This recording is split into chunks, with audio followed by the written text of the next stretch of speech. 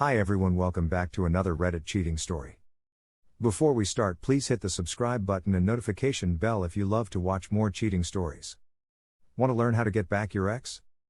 Check the link in the description box to learn how. When is infidelity not infidelity? Get ready for a long one. So about 2 years ago I, 34 years, found out my BFM 35 years had been subscribing to OnlyFans for 6 months or so. One of the pages he subscribed to was a girl he had dated and slept with briefly, before we met. He had been messaging several different accounts and even asked one if she would consider Maminga video with a fan. At the time we weren't having regular sex. This was an issue for me and I had been asking if there was anything we could do to help, asked if he had any fantasies or wanted to watch porn, etc.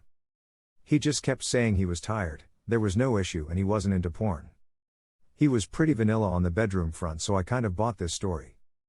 This went on for about 3 months. I asked several times if anything was wrong, was there someone else, etc. Then one night the urge came over me to look at his phone. Specifically his internet history, and boom.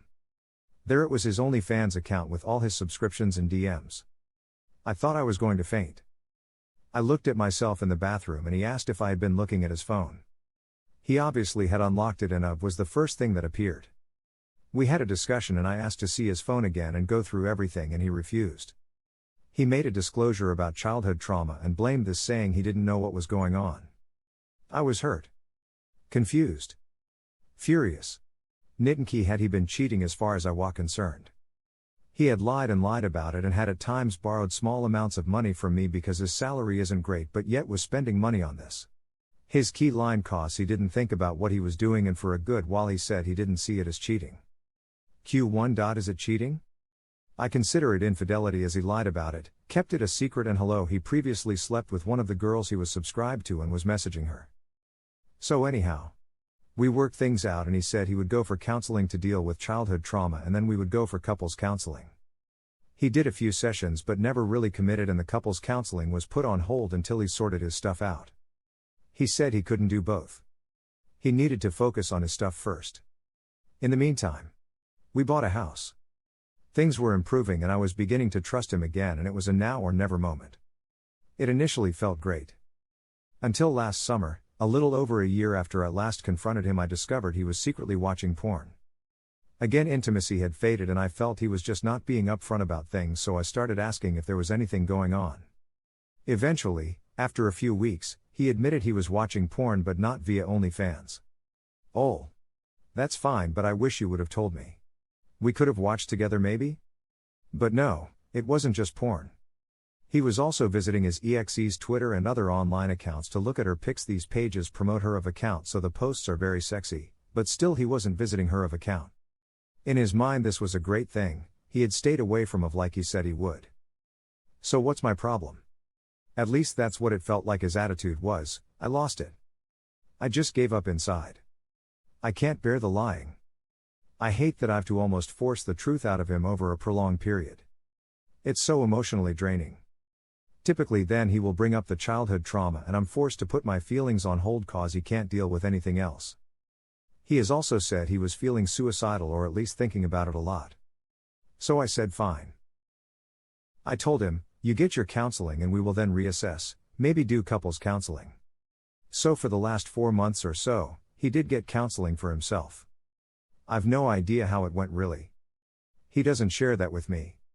When I try to talk to him I'm told it's not the time, he's not able, etc. His own counseling has recently concluded and we are meant to be trying couples counseling in the next 4 weeks. At this point I feel done.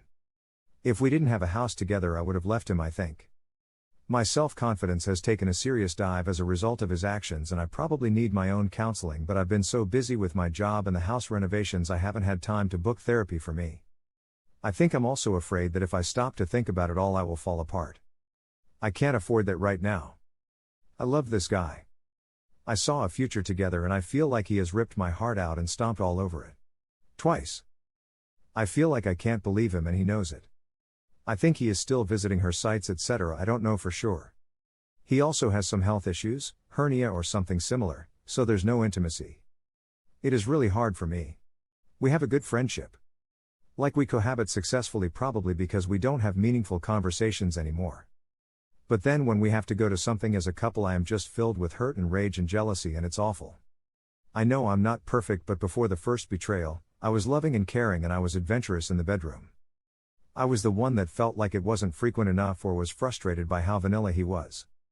I felt like I could trust him, and I never felt insecure in our relationship prior to the first discovery. It was such a lovely relationship. I felt we could talk honestly and we had shared values. Since the second discovery, I feel so empty. When I'm not filled with doubt and rage, I feel tricked. He was so devious in trying to cover his lies the second time around and has continuously lied to me. I don't trust him anymore, and I don't like how we feel when we go somewhere as a couple. The house renovation is still ongoing, and I feel he is hanging on until that's done. There is an element of a martyr with him almost, when we talk of splitting. He might say he will stay on and finish the house renovations for me and then go away. I feel sometimes away is code for suicide. The house is a bit complicated as he did not have great savings, so I put down the deposit for the house. He splits the mortgage payments. Typing this, I seeing loads of red flags, and I feel I was so stupid and gullible. I'm going to go to couples counseling in the hopes that I might get some answers, or at least it might assist with a civilized breakup. I feel that he still thinks what he did wasn't cheating. He didn't physically meet or sleep with someone else. I feel it is cheating. Here are some of the best comments from our community. Don't let owning a home together be the only reason you stay in an unhappy and unhealthy relationship. You can still walk away. You can transfer your interest in the property to him. He may have to refinance to get you off the mortgage and pay you back your share, but that's his problem. You can even transfer your interest with no compensation.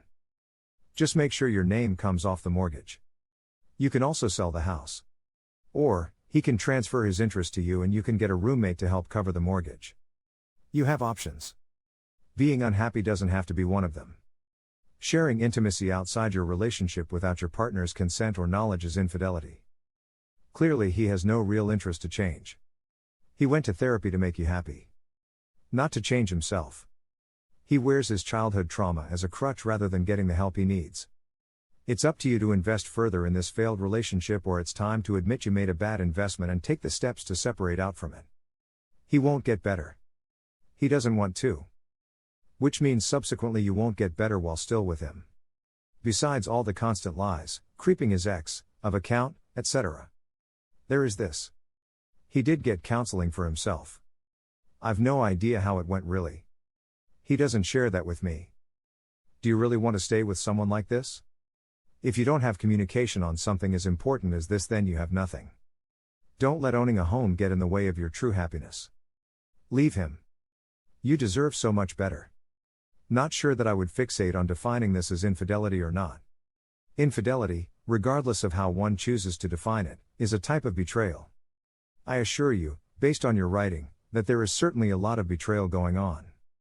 Key element to betrayal is secrets. Healthy relationships cannot exist with secrets.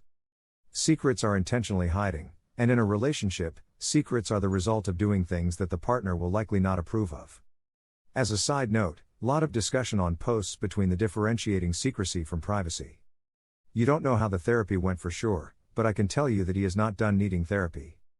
The behaviors you are describing, especially borrowing money from you to pay for his habit, scream addiction. He is not healthy, and to some extent you staying with him and trying to reconcile is just enabling his addiction. He needs better treatment, and he probably needs a break from you. At this point, it is not selfish for you to insist he gets help and discuss separation/divorce.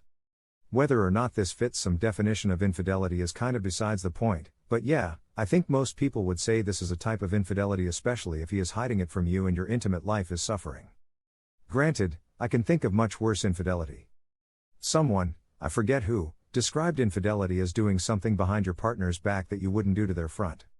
He is being unfaithful. And him blaming his addiction on childhood trauma sounds like a cop-out to me. I can almost guarantee that unless he has years of intensive therapy, he will never change. He sounds to me like a master manipulator, and I guess it's working. You're still with him. Good luck. Thank you for watching. Let me know what you think in the comments below. Remember to subscribe and hit the notification bell.